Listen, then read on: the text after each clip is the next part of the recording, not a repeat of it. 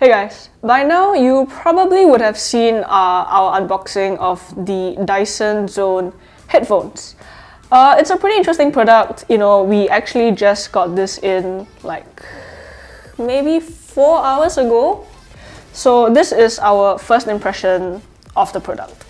So I'm sure all of you have seen, the leaks and the photos online, and I'll be honest, it does look very heavy and bulky, but when it's on the head, this part is actually a really plush cushion, and Dyson has actually done something that's very, very cool to kind of reduce or balance out the weight of the headphones on the head.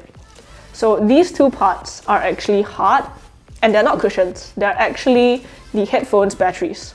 So when you are, putting it on your head, it actually feels super well balanced. And I wore it for maybe like 3 to 4 minutes yesterday when we were at Dyson's headquarters to take a look at them, and they were super comfortable. There was no fatigue, but of course, if you are putting these on for like an hour or two, then it might be a little tiring. But when these are on just like this, it just looks like a normal pair of bulky headphones. But what's really fun is when you bring this into the mix. So this is what Dyson calls their visor, and it's basically a way to kind of direct the purified air from the headphones. Because these aren't just headphones, they are air purifying headphones. So basically the headphones suck air in from the cups. There's a filter inside that we'll show you with B-rolls. So the air goes through those filters, and then when you put the visor on, so this is supposedly how you're supposed to put the visor on, right? So it's magnetic. And then when you push it up, the motor starts. And then air basically just gets sucked in, purified, and then it goes all the way here. And then it basically just lets you breathe purified air. And I'll be honest, the air does smell clean, if clean has a smell to it. It's kind of like putting your face in front of a Dyson air purifier fan, that kind of smell. But yeah, I'm not sure if you guys can actually pick up the sound of the motor Kai Hong is nodding his head behind the camera, so I would assume that you guys can probably hear it. But yeah, it's present. It's definitely not 100% cancelled out by the ANC or anything. So it's there. It's a subtle hum in the background. I'm not sure if it'll change when I'm actually playing music or not, but the visor itself, once you push it down, the motors wind down. No more air being directed. But also, when you push the visor down like this, the ANC turns off. The ANC turns on when you push the visor up. So I suppose it's also to muffle the sound of the motors. So there's that.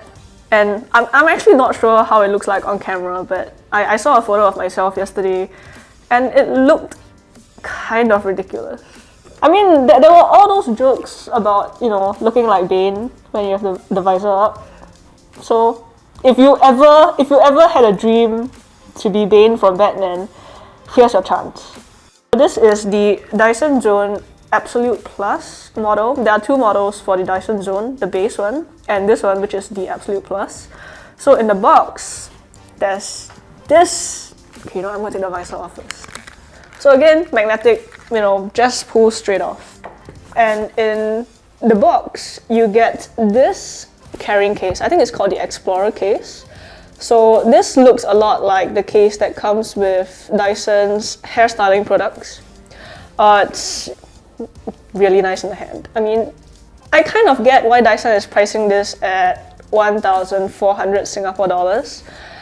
I do feel kind of that you get your money's worth in some ways. The case comes with a cord that allows you to attach it to these two nubs here to use this as a carrying case.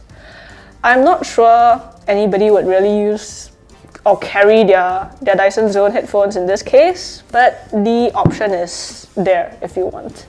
Let me show you the filters inside.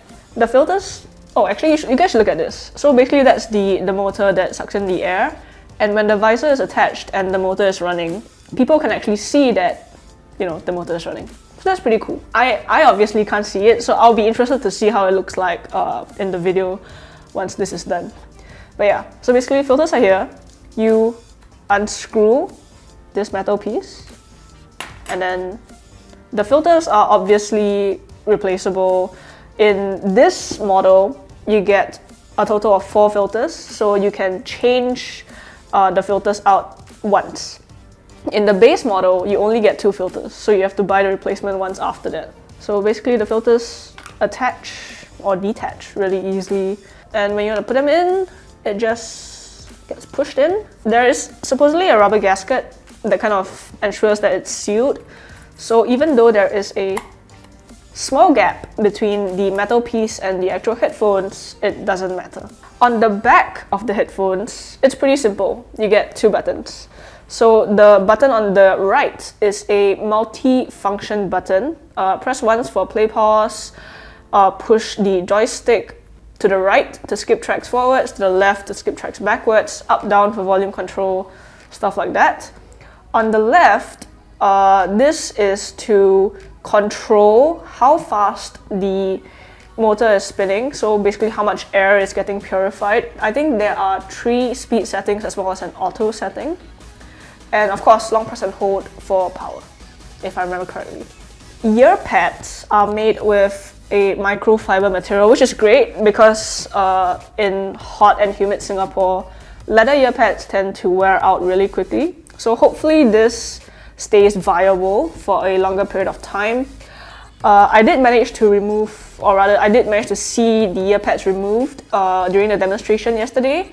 I tried to do it today, but I couldn't get it for the life of me, so no ear pad removal for you guys today.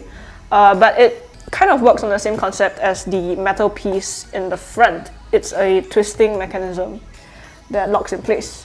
So yeah, drivers are angled, which is nice because it's an audiophile thing, but angled drivers, good. Microphones. I believe there are 5 microphones in each ear. I saw that there were 3 inward facing for ANC. There is one here to kind of get the noise from outside and the motor, and then there is one at the bottom. So yes. Oh, and if you're wondering how you should wear the headphones, a really quick and easy way is to see this. I mean, I guess these are called the yokes, right? The yokes are always towards the back, so it looks clean in front. So yeah, I guess that's my first impression of the Dyson Zone. They are weighty, but I wouldn't say that, they are super heavy. They sit well on the head, that's important. They're comfortable. The microfiber material is really nice. And ANC is decent. I haven't tried these on public transport yet, obviously. But from my short listening test yesterday, there is a good amount of bass. And something that really struck me yesterday when I was trying that is that there is surprisingly good left-right separation, and it's relatively accurate, which honestly I didn't really expect because Dyson has never really done audio. So at first listen, the sound quality out of these surprised me. Whether or not it's worth 1.4K or 1.2 Singapore dollars, 1,200 Singapore dollars for the base model, I'm not sure. You would definitely have to have a lot of confidence to wear the entire setup out and about in public, I think. I definitely don't have that confidence, so yeah. But yeah, I mean, let me know what you guys think. I'm not sure if we'll be doing a full review on these, but we'll see.